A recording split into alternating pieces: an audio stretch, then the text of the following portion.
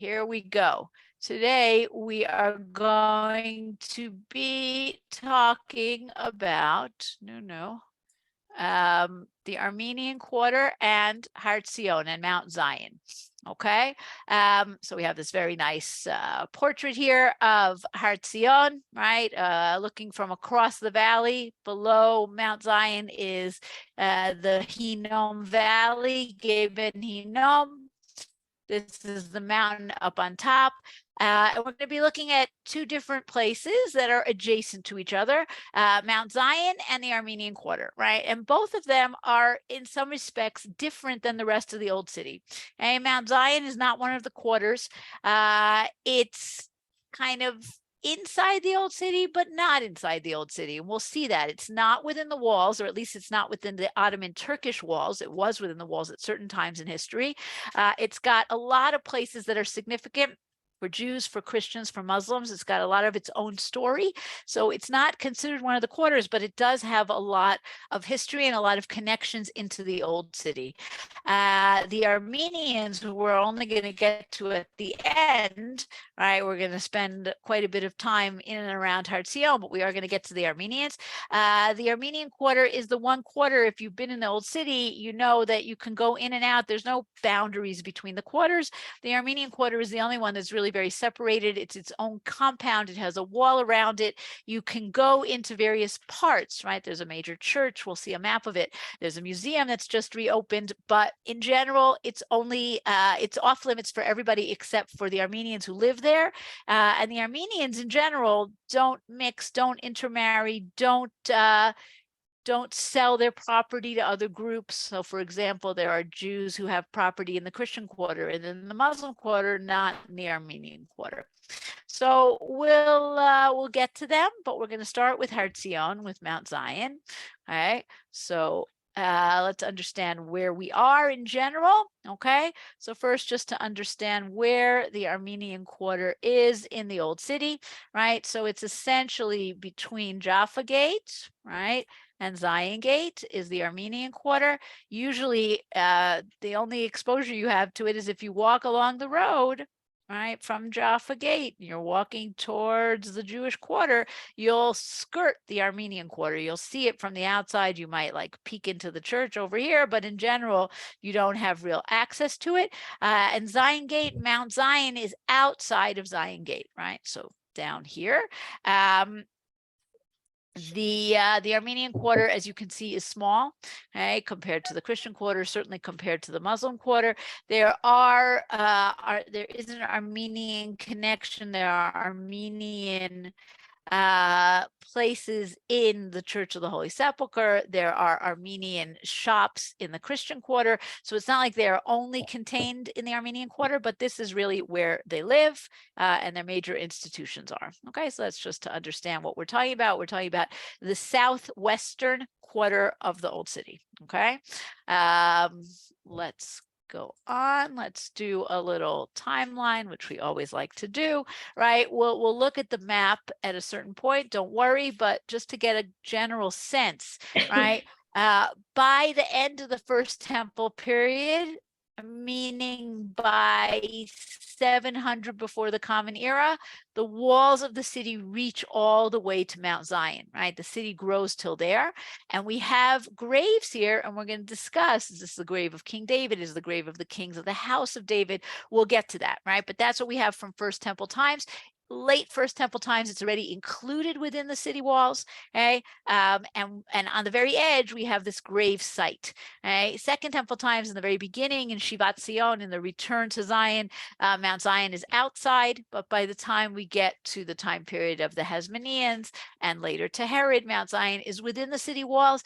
Maybe there's a synagogue here. You're going to see there's a lot of question marks on this timeline because there are a lot of question marks about Mount Zion. There has been some archaeology here, but not enough. Byzantine period, right, when the Roman Empire becomes Christian. These terms should be already somewhat familiar to us by our third class here. We have a large church on Mount Zion called the Hagia Sion Church, none of which is existing anymore. And we have the beginnings of the Armenian community in Jerusalem. They're around for a long time. They start coming to Jerusalem already in the 4th century. with the Crusaders, right, the second major important Christian period, we have a very important Christian structure that's built on Mount Zion, not built, but kind of ascribed to, meaning is ascribed to it on Mount Zion, and that's the room of the Last Supper, the cenaculum. Okay, the Franciscans, right, the Catholics established their center on Mount Zion. The Armenians build their major cathedral. So a lot of development in this Crusader time period. After the Crusaders leave and the Jews come back to Jerusalem, we have the Ramban, we have Nachmanides, who establishes a Jewish neighborhood, maybe on Mount Zion, maybe in the Jewish quarter. Again, question marks, right? We know that the Ramban, that Nachmanides comes to Jerusalem, reestablishes, creates, makes a synagogue out of an existing building, brings Torah scrolls back. The question is, does he come to what we today call the Beit Knesset HaRamban, right? The synagogue of the Ramban in the Jewish quarter, or does he first come to Mount Zion and at some point they move into the Jewish quarter? Ottoman period, 16th century, the Franciscans are thrown off of Mount Zion. They have to move to the Christian quarter.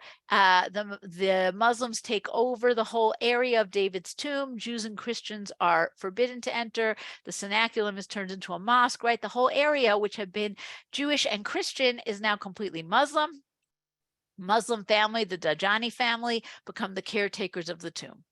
19th century, Christians start coming back, right? And this should be a theme that we're already getting from last time, and we'll see it again in the Muslim quarter, that there's a period where the Christians are kicked out of everywhere except for their own quarter. And then the 19th century, they start to come back to various places. So the Dormition church is built. There's a Protestant school called the Bishop Gobat School. We'll come back to all these places. Very important dates for Armenians, starting in World War I and up until 1923, we have the terrible, terrible massacre of the Armenians by the Turks, the Armenian genocide, which also means that you have even more Armenians who are coming to the Holy Land, survivors. And that's a very important experience, important milestone in Armenian history, a terrible, tragic milestone in Armenian history.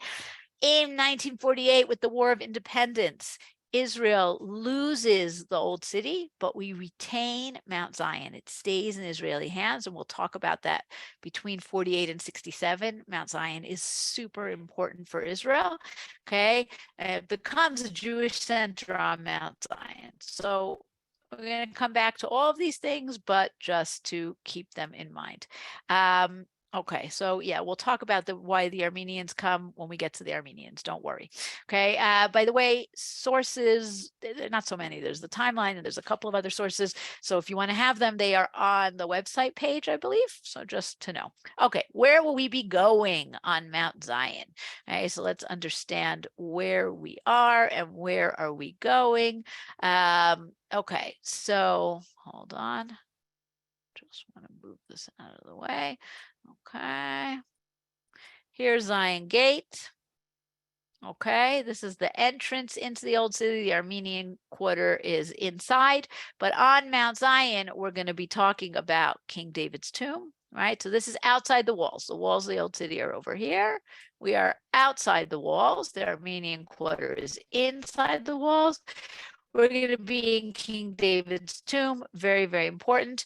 We're also going to talk about the Dormition and the Franciscans and the Armenian cemetery and the Greek Orthodox cemetery that are out here, right? We're going to come down here to the Jerusalem University College, and we're also going to mention a little bit the Protestant cemetery and Oscar Schindler's grave, which is all the way at the bottom of the hill, right? It's not on the mountain itself, but it's the bottom of the hill. Okay, so that's just to understand where we are and what we're talking about. Bottom down here is Gay Ben Hinnom, is the Ben Hinnom Valley. And across is Yemin Moshe, right? The neighborhoods outside the walls. Also interesting to notice on this map here on Google Maps, they tell you the armistice line from 1949, right? So what does that mean? Don't mind my messy drawing. That means Jews are over here, right, on this side, and the rest is Jordanian. So Mount Zion, very interesting, weird exception to the whole story of the old city and the old city being in Jordanian hands. Okay, so now that we've squiggled all over everything, we can carry on. Okay, so let's understand where we are in terms of the city itself. Okay, so Mount Zion is outside. Hold on, let's again annotate, will be helpful for us.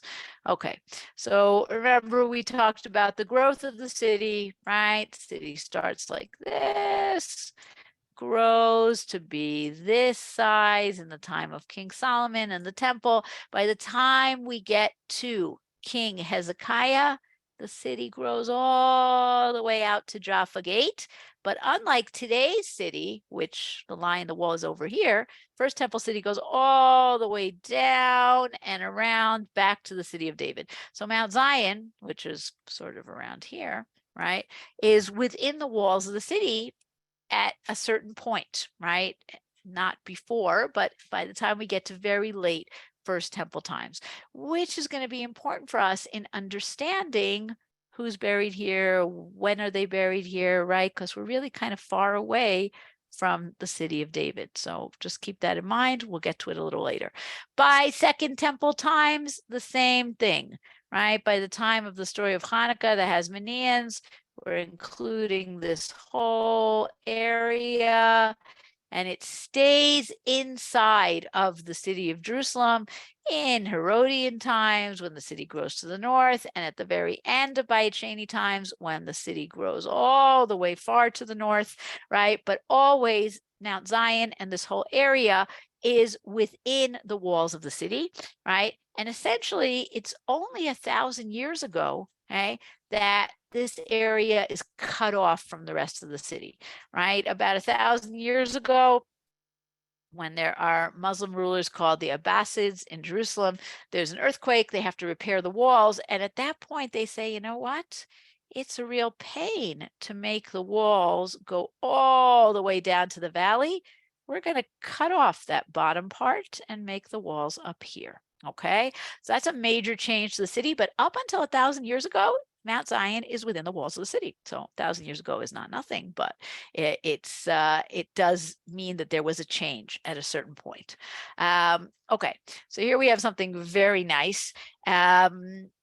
Not so long ago, about 10 years ago, the city of Jerusalem doing various roadworks and salvage excavations, and they excavated below Mount Zion, right at the bottom. People who are a little familiar with Jerusalem, you may know that there's a road, right? The road that takes you towards the parking lot of Mount Zion.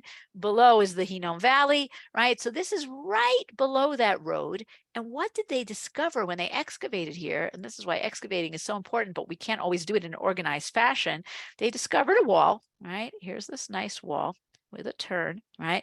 This is the wall that goes back to Byzantine Jerusalem, meaning 1,500 years ago. Okay? This was the wall of the city below Mount Zion, right? Let's go back one just to get a sense of what we're talking about. Hold on. Can I go back? No? Hey. Sorry. I want to go back. No, back. Okay. Yeah, sorry for all the drawing, right? The wall of the city went all the way down here. So this is what we're talking about. We found a piece of this wall. So now let's go back one. Okay. So here's our wall of the city in Byzantine times, okay? But then they continued to excavate and they found another wall where this young woman is standing. And this wall goes back to Hasmonean times, okay? So just to understand what we're talking about, this is the top wall is give or take 450 of the Common Era. The bottom wall is 150 before the Common Era. Okay, so more than 500 years separate these two walls. As you can see, they're more or less built in the same way, but the Byzantines who built this wall did not see this wall. Right? There's a lot of dirt between them. And when they continue to excavate below the Hasmonean wall, they found a wall that goes back to First Temple times in exactly the same place, which is pretty wild. And we've seen this in other places as well. If it's a place that's logical to build a wall 1,500 years ago, it was logical 2,200 years ago, and it was logical 2,700 years ago. But it's rare that you get to see it all in a row so nicely here. So this was just really a great discovery, helping us to understand the walls around the city, the topography, why it was important to build walls here. So this is something you can still go see today, and it's just so neat the way that it lines up so perfectly. Okay, back up to Zion Gate. Okay, the gate itself, as we saw a little bit in the map, leads directly into the street that's right next to the Armenian quarter on the one side, and it's going towards the Jewish quarter on the other side. Okay, all the gates in Jerusalem have more than one name. Most have more than one name. This one is no exception. It's called Shar Tzion, or Zion Gate, in Hebrew and English, but the Arabs have two different names for it. They call it Bab Nabi Daud, or the Gate of Hanavi David, right? King David, or the prophet David, because they know it's near King David's tomb. They also call it Bab Charat al Yahud, the gate of the Jewish quarter, meaning they associate it with the entrance into the Jewish quarter because it is very close to the Jewish quarter. And in fact, today, when you have tourists who are coming and their buses let them off, they want to go towards the Jewish quarter or towards the Kotel, they will often go in through this gate. Now, this gate, as you can see, it's not quite as grand. We're going to see we do the Muslim quarter, we're going to see Damascus Gate. It's much fancier. Jaffa Gate is fancier. This is not such a fancy gate, but it does have something very interesting about it, and that's all these pock marks all over it. Okay, these are sniper marks from 1948. We're going to talk about the fighters of the Palmach breaking into the old city in May of 1948 to help the besieged defenders of the Jewish quarter. When the walls and the gates were restored by the city of Jerusalem like 5 years ago, they retained these pockmarks because it's part of the story, right? It's part of history. This is the nice sign that tells us where we are. Just one other thing that's interesting, in the 19th century, in the early 19th century, outside of Zion Gate, we know that there was a leper colony, right? Leper, which is not really tzara'at, it's called Hansen's disease, but lepers were always considered outcasts, and they had to live outside the city, and they lived in very, very miserable conditions. They were beggars. Nobody wanted to have anything to do with them. And then there were Christian groups that actually started hospitals and homes for lepers, but in the beginning they lived outside of Zion Gate. In 1948, as we said, we have two very important things that happen. The Jewish quarter is besieged in the War of Independence. It's besieged for 6 full months, more than any other place, from the very beginning of the War of Independence on November 30th, 1948, until the surrender on May 28th, 1948. The Jewish quarter is a siege within a siege, right? Jerusalem is besieged in general because the road to Jerusalem is attacked by Arabs on the way. Supplies are not coming to Jerusalem, but the Jewish quarter is in the old city, surrounded by Arabs all around, so they're even in worse shape. You also have a very small and rather vulnerable population of Jews in the Jewish quarter, right? If you had 100,000 Jews in Jerusalem in 1948, only 2,000 of them lived in the old city.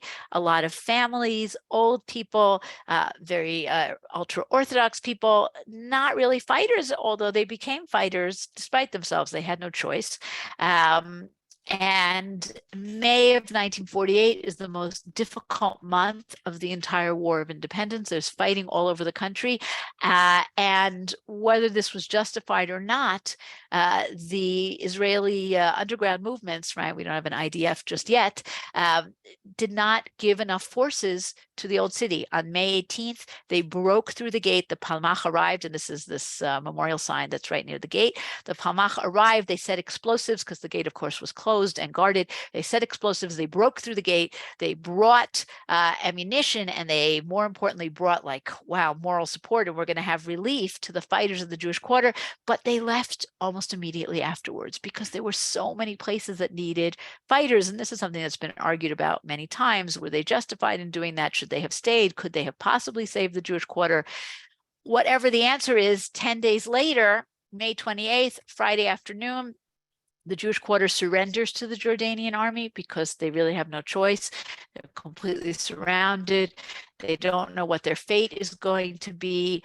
The men are sent as prisoners of war to Jordan. The women, the children, some of the old people are sent outside of Zion Gate, and that's the picture that you have here. And they're sent into exile in order to, and they're sent into exile in New Jerusalem. Right? I see somebody asked, why would you shoot at a wall? You didn't shoot at a wall. Okay? They wanted to break into the gate, which was closed, and they set explosives to blow the gate open. Right? So you had attacks, you had shooting, you had bullets, you had bombs in order to break in, but it did not help. And May 28th, the Jews are sent into exile from the Jewish quarter, not knowing when they're going to return. We know they came back 19 years later, but they did not know that at the time. And it's just another example of Jews going into exile. Okay, let's go to King David's tomb, because King David's tomb is probably the most important site on Mount Zion. It's the reason that Jews, Christians, and Muslims are connected to Mount Zion, because each of them sees David as holy in different ways. So for Jews, of course, King David is the most righteous king. He's the father of the dynasty, the Davidic dynasty. He's the ancestor of the Messiah, right? King David, very, very important.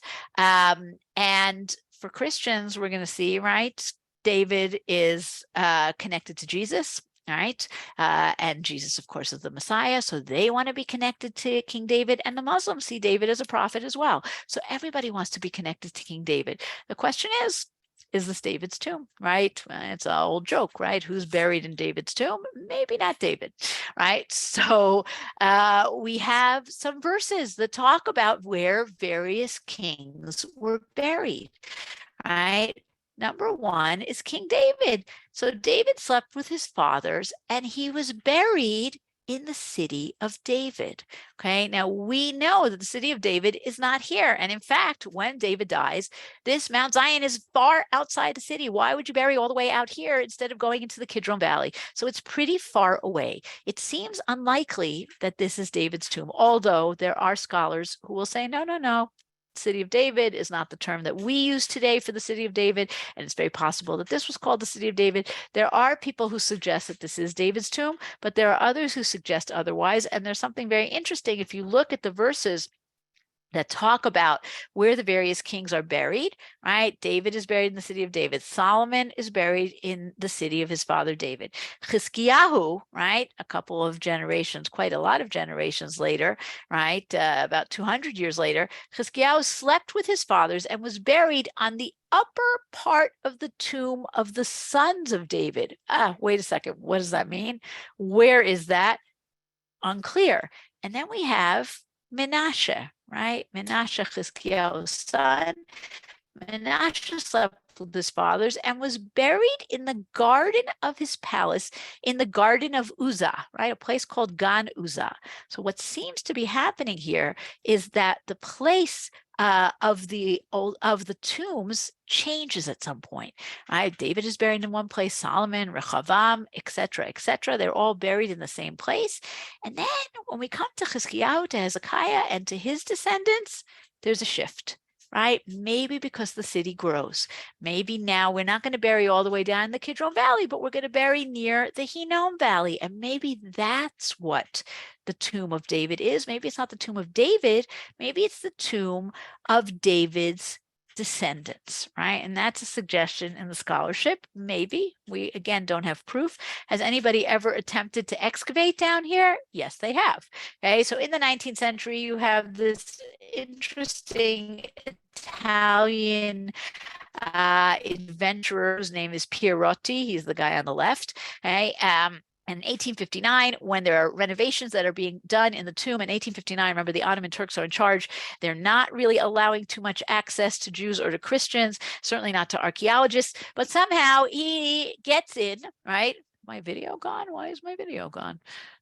No, sorry, hold on to see why this is not working. Here we are. Okay. It's working. Now it's working, I see. Somehow he manages to get into the tomb. He goes down, he finds a cave, he draws a picture of it. It seems like it's some kind of a burial cave, right? Do we trust him? Is he reliable? It's an interesting question, but it could be, right? And then almost 100 years later, 1948, all right, War of Independence, during the War of Independence, a shell explodes near the tomb. A few years later, 1951, Israel is in control of Mount Zion and of the tomb of David, right, of David's tomb. And there's an Israeli archaeologist named Yaakov Finkerfeld, and this is him on the right. And he does a survey. And under the building that exists today, he finds a few layers. He finds a Crusader building. Under that, he finds a Roman building, a late Roman period building. Under that, he finds an earlier Roman period building, which seems to be oriented towards the Temple Mount. Could this be an ancient synagogue? Could it be a Jewish Christian church? Could it be something to commemorate these ancient tombs? Very interesting question. We don't really know. And until you could do more excavations, which is probably not happening anytime soon, we won't really know. But it is a very fascinating question. Yaakov Finkerfeld, by the way, unfortunately was killed in an attack, a Jordanian attack on the kibbutz of Ramat Rachel. There was an archaeological conference there in 1956, and snipers from over the border shot at the archaeologists. 5 of them were killed. Yaakov Finkerfeld was one of them. So this is our question about Har Zion, about David's tomb. Another suggestion, right? So if King David is not buried there, where indeed is he buried? So in the early 20th century, there was a French Jewish archaeologist whose name was Raymond Weil, and he, along with many other people, excavated in the city of David, and he found a quarry, right, a Roman quarry, but he also found these kind of interesting caves, and he said maybe this is the tomb of King David that was kind of cut up and destroyed when the Romans made quarries here. We have no proof that it is. We have no proof that it isn't. It doesn't look like First Temple period burial caves, but maybe something was wrecked here. We don't have any great proof. But when he did this excavation, he actually found something else that was very interesting. And that's the inscription that you see on the right, which you might be able to see is in Greek, right? This is called the Theodotus inscription. This is an inscription that is from late Second Temple times, right? From the 1st century of the Common Era. And it talks about a guy, people who took the synagogue course, we talked about this, talks about a guy named Theodotus, who is the archisynagogus. And he's the son of an archisynagogus. And he's the grandson of an archisynagogus. What's an archisynagogus? He's the guy who runs the synagogue, as in we would call him the gabbai, right? But it tells us we have a synagogue in the city of David, meaning a 10-minute walk from the Temple Mount, right? But there were synagogues contemporary with the Temple Mount. So that's a very interesting inscription. It has nothing to do with King David, but it's nice to know about. Okay, let's go back to King David's tomb. When the Jews and the Christians are kicked out in the 16th century in Ottoman times, there's a Muslim family, one of the important Muslim families, one of the old Muslim families in Jerusalem, the Dajani family, who are appointed the guardians of the tomb. Okay, and they had their whole own compound here. They had a lot of buildings. They had 3 different cemeteries. This is one of their cemeteries here on the right. They so much wanted to protect King David's tomb that they actually would show visitors a fake tomb to mislead them from the real one. Okay, the Dajanis were the first mayor of Jerusalem in 1863 was a Dajani. This distinguished looking gentleman here is someone named Arif Pasha al-Dajani. He was the mayor of Jerusalem during World War I.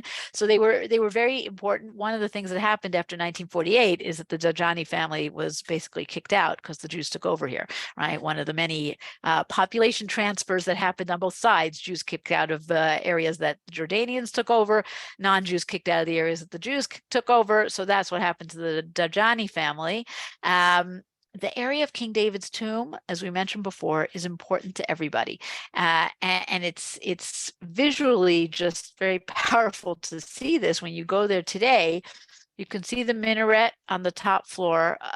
This is a mosque that used to be here, not here anymore.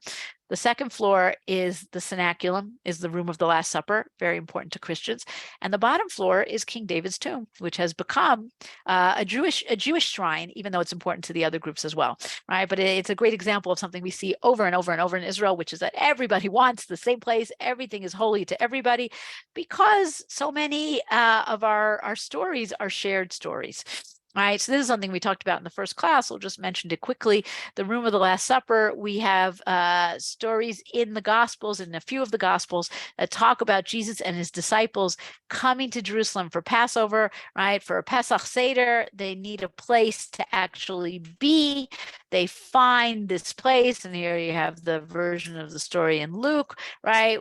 He finds a house, and he says, where's the room where I can have Passover with my disciples, right? And this is a very significant story because this is the story where Jesus, tells his disciples that one of them is going to betray him, and he also talks to them about the bread and the wine are the body and the blood, right? Very important in the Catholic Church. This room, the cenaculum, the Last Supper room, the structure that you see here is from Crusader times, but it might be that there's an even earlier version from Byzantine times. We're not sure who built what when, but this is clearly something that was Crusader and was taken over by the Muslims. Today, tons and tons of Christian groups come to visit here. There are no actual prayer services that happen here, right? The Israeli government does not allow prayer services here. There's a big controversy with the Vatican, fighting back and forth, but at the moment there's no prayers here unless it's like a special occasion. As you can see, this is a room that was fought over by different religions, right? One of the decorations in the room, you can see this picture here on the left. This is a pelican, right? Can you see the pelican? I don't know if you can see the pelican, right? Here's the pelican mom, all right? And the pelican mom is being pecked at by the pelican babies, because this was this belief that the pelican babies survive by eating the flesh of the mother. Some mothers here may identify with this. And Christians see the pelican as a symbol of Jesus, right? The young eats its flesh, and then the pelican comes back to life. So this is a Christian symbol that's from Crusader times, okay? But off on the other side of the room, you have a mihrab, right? This is a picture here on the right. You have the Muslim prayer direction that is a clear symbol of a mosque. So when the Mamluks and then the Ottomans kick out the Crusaders, they turn this building that was clearly a church into a mosque, and they put their symbol here. So this is something that we see over and over again in Jerusalem, in Israel in general. Back to our 1948 story, okay? So in the battles of 1948, we lose the old city, but we managed to retain control of Mount Zion, which is kind of a strange thing, but we're able to hold on to it. And you can actually see when you walk to King David's tomb, you can see the Spartak synagogue of Mount Zion established during the War of Independence, which is kind of wild. Like, while all the other synagogues in the Jewish quarter are being blown up or desecrated by the Jordanians, this is a new synagogue that's established on Mount Zion. And Mount Zion becomes this place of memory. It becomes a place of holiness. It becomes a place of pilgrimage, because it's the only place that you can go to, right? Jews are not allowed to go to the Western Wall. Jews are not allowed to go to the Jewish quarter or to the cemetery on the Mount of Olives. The only place they can go that's close to the old city is Mount Zion. And so it takes on many different roles in those 19 years. So if you go up to the roof above the room of the Last Supper, there is one of a number of memorials to the fighters of the Jewish quarter, right? Because from up here, you can actually see over to Har HaBayit, to the Temple Mount, and you have the names of the fighters who fought, not just fighters, residents as well, who were killed in the battles of the Jewish quarter, right? And that's what's up on the roof, okay? In the War of Independence and right afterwards, Mount Zion was isolated, right? Because there was Jewish Jerusalem on one side of the Hinnom Valley, and there was Mount Zion on the other side of the Hinnom Valley, but the Hinnom Valley itself was no man's land. So how did you provide supplies to the soldiers who were stationed on Mount Zion? So for about 6 months in 1948, there was a crazy thing, which you can go see today. There was a guy named Uriel Chefetz who put up, obviously with the Army's knowledge and assistance, sense, put up a cable car. Think of a cable car. Do not think of like, Masada or even Rosh HaNikra. This is like a tiny little rusty metal thing, which as you can see, Bikoshi like could hold two people, but they would use it to bring supplies or to transport people if absolutely necessary from one side of the Hinnom Valley to the other, but it needed to be kept secret. So what they would do is during the day, they would slacken the cable so that it was down in the valley and nobody could see it, and they would only use it at night. It was not very practical. It wasn't very big. It could be discovered at any moment. You could shoot at it, right? Not a very good idea. It's abandoned after about 6 months, but nobody knows about it until the 1970s, right? And this is part of that whole culture in Israel of the War of Independence and of the army in general. We don't talk about things that we don't need to talk about. Today, you can go, if anybody knows where the Mount Zion Hotel is or the Cinematheque, right, on the western side of Gay Ben Hinnom, there's actually a very little but very nice museum about the cable car, and you can actually see the cable car is back up again, and it's kind of cool. But back to Mount Zion itself, right? So because you can't go to any of the places that are in the Jewish quarter, or of course to the Kotel or the Temple Mount, Mount Zion becomes this pilgrimage site, right? Particularly when on the second, what in the diaspora is the second day of Shavuot, what in Israel is Isru Chag, the day after Shavuot, Zion Sivan. Why? Because according to tradition, that is the day that King David was born, and that is the day that he died. So you're going to come to his tomb. So people would make the not particularly safe journey, right, across the no man's land of Gay Ben Hinnom, up the steps to the top of Mount Zion to go to King David's tomb. Very, very significant. And all kinds of like stories and connections develop around King David's tomb. And of course, you have the connection to the Messiah, right? To the redemption. One day, King David's going to return. The Messiah is going to come. We'll be able to return to all these places. So that's definitely part of the whole story. The picture you see on the right is a room on top of King David's tomb, which was known as Cheder HaNasi, or the room of the president. The second president of Israel, Yitzchak ben Tzvi, was not only a very important Zionist activist, and he became the second president. He did all kinds of things to build up the country, but he was a scholar. He was a scholar of Jewish history. He knew a lot of Torah, and he would come to Mount Zion. He had this like room set aside for him, and he would come there to pray, to think, to study. He wanted to be close to the old city. Now, another thing that developed on Mount Zion in those years, and this is a fascinating place, if you ask people what's the first Holocaust museum in the world, people who know a little bit about it will say Yad Vashem. That is incorrect. The very first Holocaust museum in the world is what's called the Chamber of the Holocaust, or Martef HaShoah, and it's on Mount Zion. It's not really a museum. It's much more of a memorial. So right after the War of Independence, the very beginnings of the state of Israel, there is a man named Shmuel Zalman Kahana, and he is the Sar Hadatot, right? He's the head of the religion ministry. His father was a dayan, was a judge in the Beit Din in Warsaw. They managed to get out during the war. They came, they were in the old city, they were kicked out of the old city, and he decides that there needs to be some kind of a Holocaust memorial. Now, realize that Israel in those very early years basically doesn't want to hear about the Holocaust, right? They don't want to hear from the survivors. They don't want to know. They think of them as these Nebuch diaspora Jews who went like sheep to the slaughter. The survivors themselves don't necessarily want to talk about things or think about things. They want to become, new Israelis, leave everything behind. And there's no real place for memory, right? And memory is very tricky, and we want to remember. How do we do it? And Shmuel Kahana says, let's make a memorial site on Mount Zion. Why on Mount Zion? First of all, it's the only place that's at least somewhat connected to the holy places. Number two, it's connected to King David, and redemption is certainly something we want to connect with the Holocaust. And number three, we have a verse in the book of Obadiah that talks about the refuge, right? The refugees will be on Mount Zion. Ubahar Tzion tiyeh pleta. He says this is going to be the place of a memorial site. And he invites the communities, the survivors from all kinds of communities, right? All the Landsmannschaft, to make their own kind of memorials. And as you can see, it's in no way uniform. And every community made themselves a memorial. And you could have enormous communities like Lublin, and you could have tiny communities that are not even communities, but were like people who were in the same DP camps. And this is the beginnings of this memorial.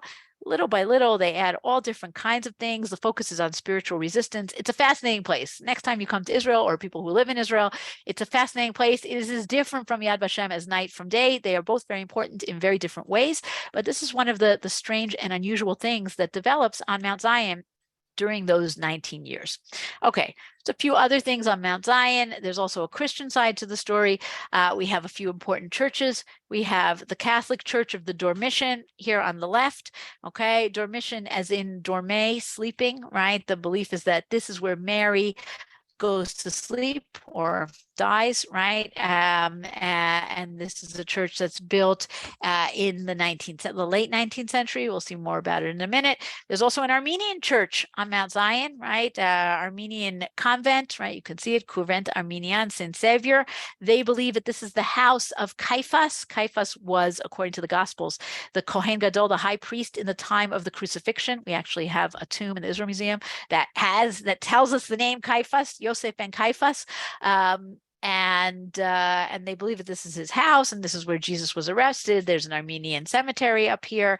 The Dormition was built in the time that Kaiser Wilhelm, right, the head of the Austro-Hungarian Empire, he visits the land of Israel in the late 19th century in 1898. A lot of churches are built in his honor.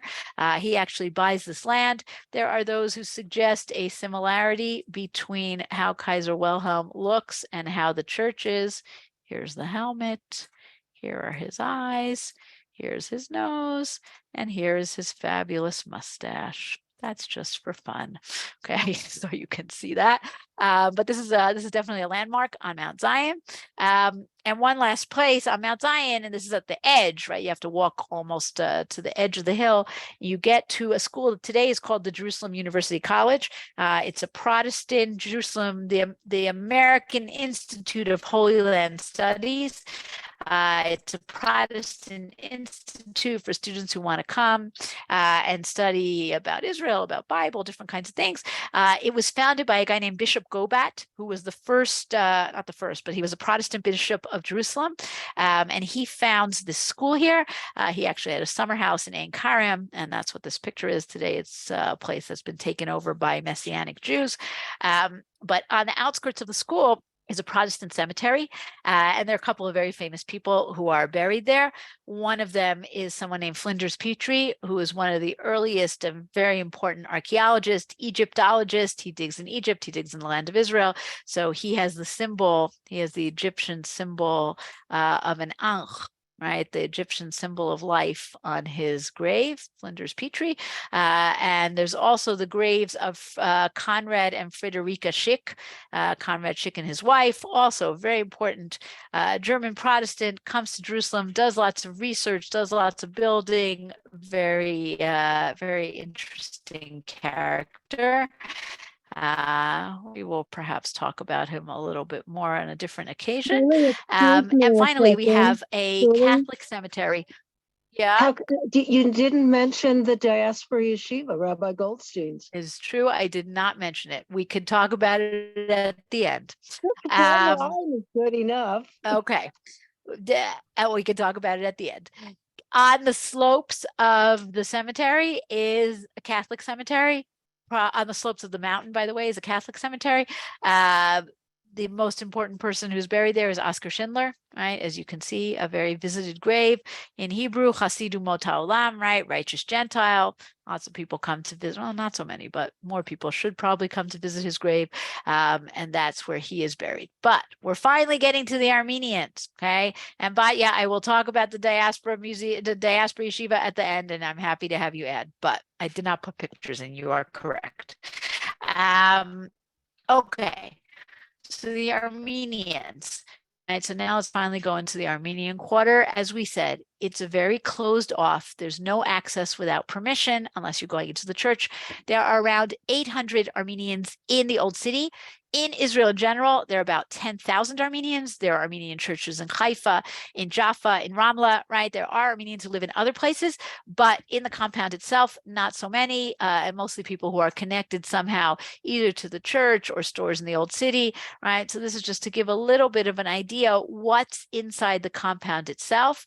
Okay, we are going to talk specifically about the library. Okay, we are going to talk about the St. James, the cathedral. Those are the two things we're mostly going to talk about. This museum, actually just walked by there today. I did not go in. It has just reopened. It was closed for a very long time. So exciting. But in general, like we said, not a place that you have too much access to. So that's why it's kind of nice to be able to see it even on Zoom. What's the story with the Armenians? Okay, so we have this map just in case you're a little rusty on your geography. Here is Armenia next door to Azerbaijan, but more importantly for our purposes, next door to Turkey. Okay. Early on in Christianity, the nation of Armenia converts as a nation. Okay, they convert to Christianity as a nation. And because of that, some Armenians make their way to the land of Israel, right? And somebody said it's very far away. But if you're converting and Christianity is very important to you, then you are going to go to the place where the stories happened. And there are Armenians who already come in the 4th century, very, very early. They come to Jerusalem. They establish themselves in Jerusalem. Okay, they stay on when the Crusaders come. They marry in with them and they connect with them. And you know, if you have, if you're a veteran, if you stuck around for a long time, you get to hold on to a piece of land. They don't leave; they stay. The tragedy, the terrible, terrible tragedy of the Armenians is that during World War I, the Turks, which is still the Ottoman Empire, by the way, it's not modern Turkey. It's not, which is not so wonderful either. But the Ottoman Empire was truly very cruel. They had a conflict with the Armenians, and they murdered 1.5 million of them. Many, many orphans, right? Many children who are murdered, but many orphans as well. Some of them make their way somehow incredible ways to the land of Israel. There are Armenians all over. They have a very big diaspora. There's a lot of similarities between the Armenians and the Jews. They have this very large diaspora all over the world. The diaspora helps support the community in Jerusalem. Today, there are about 11 million Armenians in the world, 3 million of them in Armenia. So very interesting. Most Armenians do not live in Armenia. The genocide, right? And we talk about it as a genocide, and it's widely considered by many people to be kind of the opening the gate to the genocide and the Holocaust, because Hitler supposedly said, who thinks about the Armenians now, right? Nobody cared about the Armenians. Nobody's going to care about the Jews. And that's why it's very tragic that Israel, for various political reasons, doesn't officially acknowledge the Armenian genocide, mostly because we want to have good relations with Turkey, but it really makes no sense because the Turkey of today is not the Ottoman Empire, and this is a controversial issue that comes up, by the way. I believe that unless it's changed, the United States doesn't recognize the Armenian genocide either, so we're not alone, but it doesn't make it right. The holy place for Armenians is Mount Ararat, right? Ararat as in the place where Noah's Ark lands, right? So that's the holy place for them. It's their national symbol. It's their symbol of return. Today it's under Turkish control and there's very little access to it for Armenians, but it's a very significant place for them. Some people suggest that the very distinctive hat of the Armenian priests, which is pointy, as you can see, is meant to resemble Mount Ararat. Okay, as well as this is the entrance to the St. James Cathedral, right? The St. James Cathedral, very significant, and you can see that it's pointy, right? The entrance is also very pointy. James, who's James, right? There are two Jameses. James is the brother of Jesus, who's the first bishop of Jerusalem. James is also an apostle of Jesus. Which one is it? It's both of them, right? James, the apostle of Jesus, is buried in Spain. It's a place called Santiago de Compostela, also very important for pilgrimages. The Armenians have a lot of wealth in the church. The church is very, very, you can see lots of bling, lots of wealth, lots of, I wouldn't say lots of power, but definitely lots of wealth and connections to Armenians all over the world. Pilgrims come to visit the church from all over. And when they would come, they don't do it anymore, but when they would come, they would want to leave their mark, and they would make these stones, these fancy stones that were incorporated into the wall. Okay, it's called kachkars. You give money and you get to incorporate your stone in the wall. Inside the church, we have these tiles. We're going to talk about the Armenian tiles, but in Armenia, this is a very old form of artwork, of craftsmanship, making these very beautiful tiles, a lot of blue. We have a very strange story about these particular tiles. In the 18th century, there's the patriarch, the Armenian patriarch is a guy named Gregorius, and he needs to raise money, right? So he goes on a fundraising tour. Always good to go on a fundraising tour. But his fundraising tour is, I don't think, not one that most of us would emulate. He puts big chains on himself and he travels around Armenia with these chains, and people come out and they see him in the chains and they give him money. Right. And they give him so much money that he's able to build a wall around the Armenian compound and to bring these tiles to renovate in the church. So rather odd. Okay. Our last few places that we're going to talk about. Inside the compound is a beautiful library. Okay. It's one of the most important Armenian libraries in the world. And it was created by this very dapper gentleman here, whose name is Calouste Gulbenkian. He's born in Turkey, but he's educated in France, and he lives out his life in Britain, and he dies in Portugal, right? He's very cosmopolitan, very international. He's born in 1869. He dies in 1955. He makes himself a huge fortune from oil. Okay, he studied engineering. He knew all about oil. He was a scientist, and he kind of got in on the ground floor of major oil companies. He was called Mr. 5% because every oil company that he helped to establish, he held on to 5% of the shares. So you can imagine that he made himself a nice bit of money. He was a big art patron. And he was a collector of scholarly books, and he created this library, which has more than 100,000 books. It's one of the most important Armenian libraries in the world. The Armenian language has its own alphabet. That's why I brought you the picture of the typewriter over here.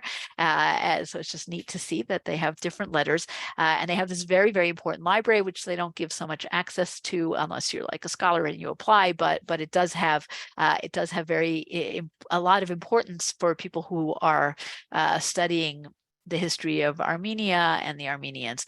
And finally, probably the things that are best known about the Armenians are the beautiful ceramic tiles. Okay, so in Armenia, there were these craftspeople that were known for centuries who made these beautiful tiles, and we'll see some great examples of them in a minute. But they were not here in the land of Israel, right? A lot of people think that the Armenian tiles that you see in Jerusalem, you see on the Dome of the Rock, you see them in stores, that they've been here for centuries upon centuries like the Armenians. It's not true.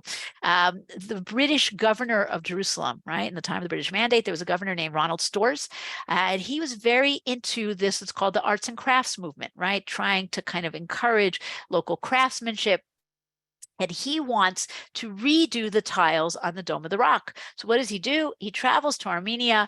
He finds 3 craftsmen who are well known in this craft, who are masters of the craft, and he convinces them to move to the land of Israel. 1925, the Armenian genocide. Armenia is not such a great place to be. He convinces these families to move to Jerusalem.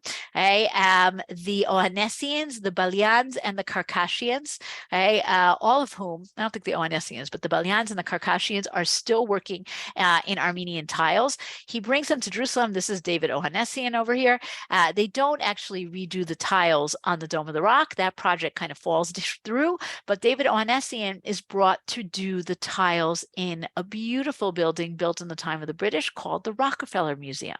And Rockefeller Museum incorporates all kinds of gorgeous sculpture and architecture, and it also incorporates these incredibly intricate and beautiful Armenian tiles. Okay.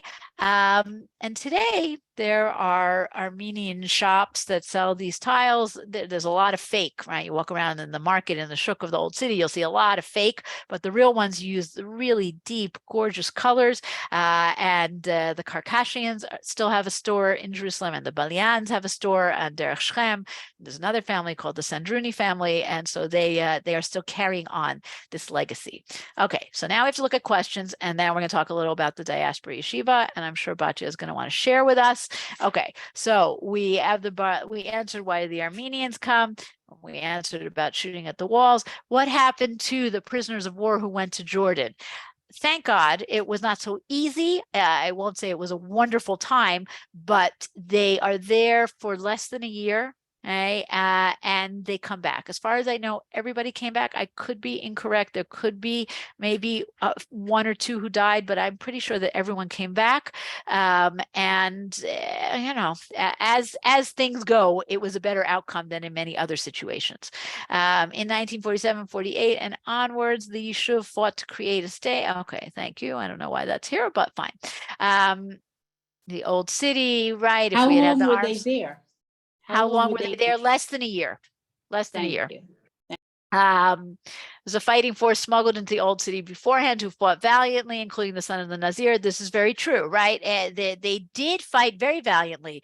They were completely outnumbered, right? There's a famous story about how when Moshe Rusnak, who was the commander of the Jewish quarter, he was all of 24 years old. He was the commander of the Jewish quarter, and when they come to surrender in Batei Machsa, and the Jordanians have them line up, right? This fighting force, and he sees what they look like. He says, "Wow, that's how many of you there are. We could have come with sticks and not guns," right? So they were very valiant, but they were incredibly, incredibly outnumbered and out firepowered.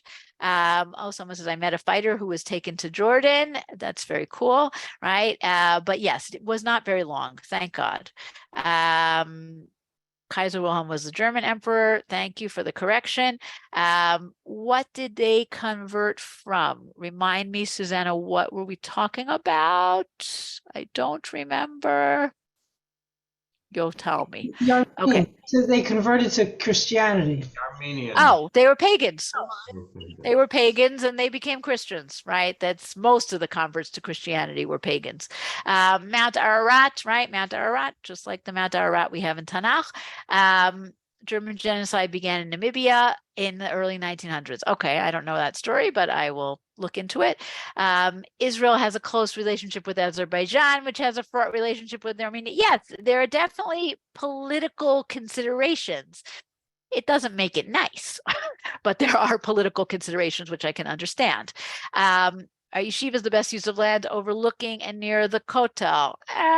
I don't know if it's the best use of land. It's what happened, right? And we want to come back to the old city and we want to revive Jewish life there. Okay, so a word about the diaspora yeshiva.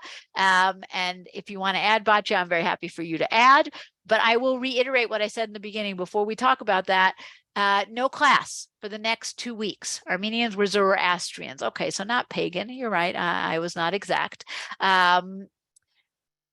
Zoroastrians considered pagans? I'm not going to go into it. Okay. No class for the next 2 weeks. Important to remember. Diaspora yeshiva. After the 6-Day War, Israel came back, and the Mount Zion had all of these strange things that were added to it. And one thing that kind of was joined on in the 70s was the diaspora yeshiva, which attracted a lot of Balei Tshuva, right? A lot of returnees to Judaism. And one of the things that they were very well known for was music, right? Was their band. Batya, I see you're like waiting. Okay, their band, the Diaspora Yeshiva Band, and they had concerts and a lot of people came. Today they own or have taken over a lot of the buildings on Mount Zion, for good and for bad.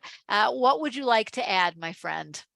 Okay, first of all, when we came in Elul, September 1970, they were already there. So they could have started maybe in 69. It was Rabbi Goldstein. You should always remember it's Tzaddik. And he was basically started the first Choser B'Tshuva yeshiva. And he went recruiting and he looking for guys, and he found guys playing music, and then they started the band, and it was some of the best Jewish music, I think, ever. And Rabbi Goldstein before then was taught in Chafetz Chaim in Queens. Actually, was my husband's ninth grade teacher. And we've had other connections with the family, with American football here in Israel, Dafka, with one of his grandsons. And it's an amazing place. And they're the ones who've taken care of that the little Holocaust museum. They adopted it. They now and are kept it taking care of going. it. It's true. It's true. And, Although I'm and back in ambivalent about them because I don't like what they've done in other parts of Har Zion. But yes, they definitely get credit for being this on the scene in this kind of like hippie world, and being able to speak to people who were searching. And that is a huge thing to be able to do. I agree with you. All right. Thank you, everybody. Shabbat Shalom. See you in December, Be'ezrat Hashem. Thank Have you a very happy much. Thanksgiving. Happy Thank you. Thanksgiving. Thank You'll you. have time to do all your Thanksgiving things. Thank you Okay. so much. Fantastic. Thanks, Julie. You're welcome. Bye. Goodbye. Really Have a Shabbat Shabbat Shalom, Shalom. everybody. Thank you. Shabbat Shalom. You.